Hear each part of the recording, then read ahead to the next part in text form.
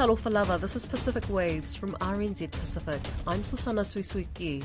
Coming up, PNG fights to rein in resurging AIDS infections. Also, for myself, racing against the international teams like the New Zealand team here, it was an amazing experience. Cook Islands Paddling Festival finally returns. And later on, Ko Te Reo Maori kei runga, ko Te Reo Maori kei runga, o tira ko te ao, ko te ara o ngā uri whakaheke. we meet the music group that's preserving Te Reo Maori. The head of the Papua New Guinea government agency fighting the spread of HIV/AIDS says after a record number of cases last year, they expect even worse figures in 2023. The National AIDS Council Secretariat's acting director, Tony Lupiwa, says in 2022, PNG had a record 6,500 cases, or about 18 new HIV infections a day last year. These are by far the worst in the country's history after it had brought the AIDS epidemic under control 20 years ago. But he expects even higher numbers when the data for this year comes out. Don Wiseman asked him what has gone wrong. Lack of awareness. I think there's not much prevention messages going out to the populations. Suddenly, the health promotion part of HIV went down when we had budget cuts, and there hasn't been much awareness and other preventative measures that used to happen before. They suddenly stopped because of financial issues. So nothing went on air, nothing went on newspapers, nothing went on radio, which I think people thought that, okay, HIV is gone. There's no messages anymore about HIV. You would think, because so many lives have been claimed in Papua New Guinea, going back over the past generation, you would think there would be a lot of knowledge within communities. Yeah, that is so. But what I am saying here is that because there's nothing going out to the communities telling them to protect themselves, people have gone back to doing their risky behavior and all that. So the condom use has gone down, and I think that's why we are seeing escalation of numbers of HIV again. And suddenly we get a big jump, 6,500 cases in 2022. That's almost double the number of cases. An estimate of 18 new cases of HIV per day. So I suppose that there are a number of things. What is the word from the government? Is there going to be some additional effort being made to inform people? Yeah, the government is now aware, and we are hoping that government will increase its budget for HIV prevention efforts in PNG, and that includes treatment and care, which has now become also a prevention strategy all over the world, and we are implementing that in PNG, and we have prevented a certain percentage of HIV infections in the last couple of years. The figure you gave earlier for 2022, that's actually the worst year ever, isn't it, in PNG? Yeah, that's the worst year ever. And it's frightening for me. That is a lot of people. We don't want to go there again. We're actually expecting more than that because we had the national elections last year. And usually during national elections, people leave home and they're in campaign houses and away from home and having sex with other partners. And usually after the elections, we see increase in STIs, including HIV, and we're expecting a bigger number when it comes to our statistics for 2023, which we will be releasing soon. Okay, so you think this figure might be even bigger? Yeah, I think the figure will be bigger. So there's a fair bit of work there for organisations such as yourself? There's a fair bit of work, and we are being pressured by the government to pull our socks up and start doing the prevention, take the prevention strategy because that is our roles and responsibility for the National AIDS Council. We coordinate the response, and at the same time we are in charge of the prevention efforts while the health department is responsible for treatment and care. To an extent, the government then is putting the onus on you or blaming you, are they? Well, I wouldn't say blaming us. I would say I think we are not doing what we are supposed to be doing, but we can't do those things without funding, and funding has been our problem for the last 5 years. The Cook Islands' prestigious Waka Eva Paddling Festival has made a comeback, hosting its first major international tournament in 3 years. Over 350 paddlers from across the Pacific region travelled to Rarotonga for the week of the competition. The event wrapped up on Saturday evening. Tiana Haxton has the story.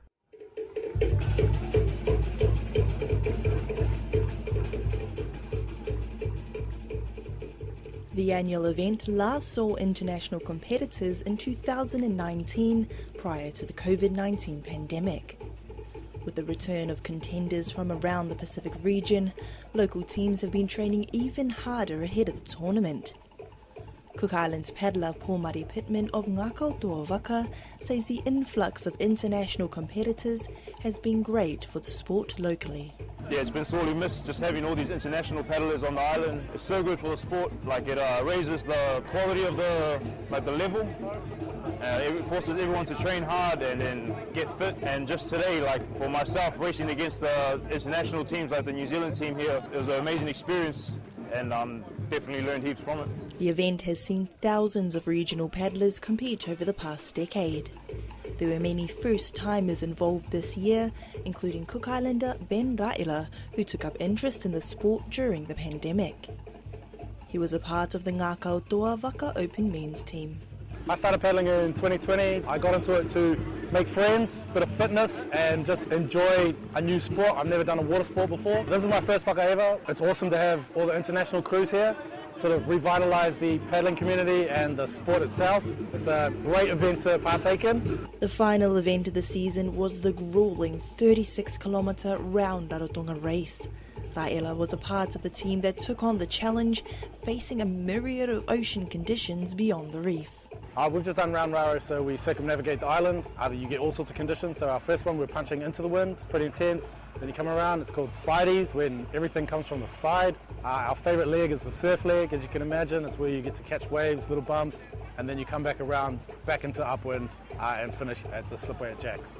It was a tough fight for first place between Ngā Koutua Waka and mixed Oceania team Makaho.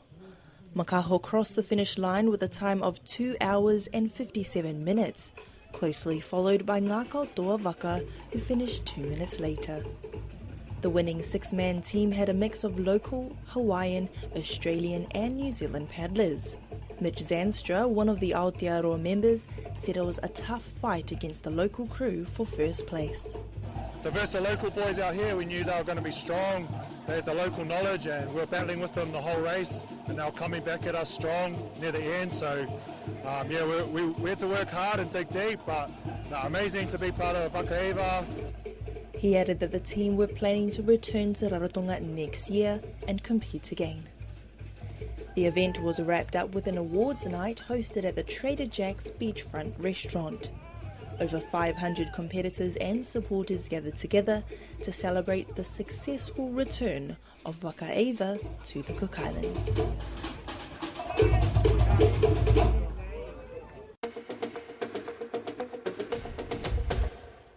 Preserving Te Reo Maori is front of mind for Ngā Tamariki Manihira music group from Aotearoa's far north.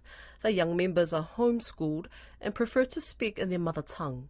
Lydia Lewis caught up with them while they were in Rarotonga. Steeped in Māori culture,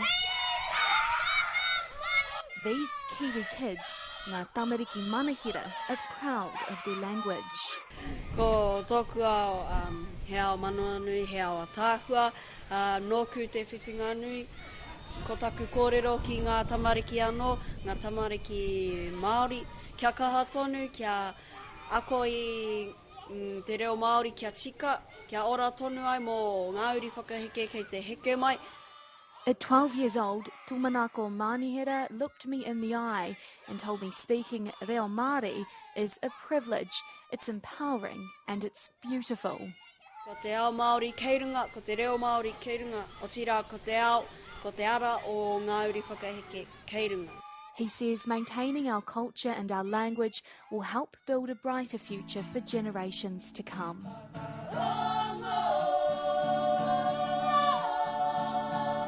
Tumanako is one of the lead singers in Ngā Tamariki Manihira, who have been retracing the waves made by their waka, or waka, which made the journey to Aotearoa from the Cook Islands. According to tradition, Te Mataatua, otherwise known as Mataatua canoe, made landfall in Aotearoa over 800 years ago. Mauke historian Tinokura Auru Taire says Te Mataatua was built in Mauke. Now, you people pronounce it over here at Mataatua. What is the meaning of that? When my tupuna named that waka for Taratoa Ariki, he said, the eyes of God above will look after you as you travel the ocean. That's the reason why I call it Te Mataatua, the eye of God. One of only two Avaiki Nui or Cook Islands master navigators, Pia Patai, who also hails from Mauke, says he's grown up knowing about the Te Mataatua. He's dedicated his life to retracing the steps of his ancestors and gathering navigation knowledge that he says has been lost. There's a responsibility for me to make sure that doesn't disappear again, so that our young kids doesn't go through the way I went, so that it can be taught to anyone. It does not matter what race you are or who you are, and that knowledge should be passed on. A history vital to provide the missing pieces not only to Avaiki Nui or Cook Island Māori, but Avaiki Tātou or New Zealand Māori like Reiha Manihira. We found out some amazing things that we also came from Atu, which is the outer island, Mauke as well. Reiha Manihira is the Pautoko Manawa or CEO of Te Whānau Manahira. Our kaupapa is about sharing our reo and sharing our culture, and so we wanted to come here and do a bit of a cultural exchange and share some of what we've done in Aotearoa and learn how we used to live on Rarotonga. And it's beautiful to see the connection that we have, the similarities, and also the evolution of our culture. The group stayed at Aotearoa Marae in Rarotonga. President of Aotearoa Society, Derek Fox, says it was built on land gifted to New Zealand by the local ariki or chief at the time. We're getting groups from New Zealand coming up, Māori groups like this one, wanting to establish where they came from. This was the last stopping off point before waka went from here to Aotearoa. More and more New Zealand Māori are wanting to come and make that connection and see where their tipuna came from. It's situated near the main town in Rarotonga, where each of the Paenawa or outer islands have a hostel.